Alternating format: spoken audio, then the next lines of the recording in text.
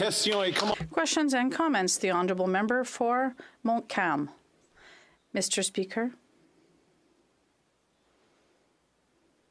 to be able to apply sentences, enforce them, well, perhaps you could enforce more severe sentences. Well, to be able to do so, you have to be able to dismantle and catch people who are committing these crimes.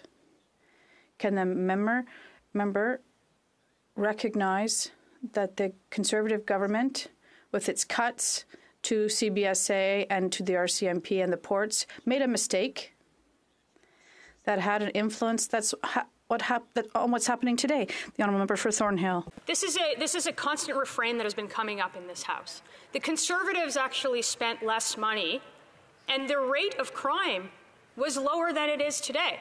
We have had a 300% increase in car theft in Toronto since they took power. And yes, we probably did spend less money as a Conservative government, but you know what's worse than failure, Mr. Speaker?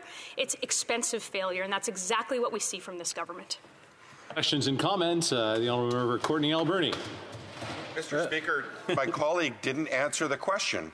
The Conservatives, when they were in government, cut $600 million to the RCMP. They got rid of the RCMP recruitment fund. They cut over 1,100 jobs at the CBSA that we're still feeling today, Mr. Speaker. And in fact, we brought forward amendments to NDP today, common sense proposals. You'd think that the Conservatives would support, including getting CEOs to make sure that car manufacturers change the way they're designing vehicles to make them harder to steal, Mr. Speaker, but they didn't do that. Also, we heard testimony from the Canadian Association of Police Chiefs, but again, the Conservatives failed to listen to the experts, the Law and Order Party. And Mr. Speaker, the worst provinces for car theft are in Conservative-governed provinces. So maybe my colleague can explain all of why that's happening in Conservative-led provinces, why they cut so seriously and so deeply on the RCMP and the CBSA, and do they regret those cuts? The Honourable Member for Thornhill.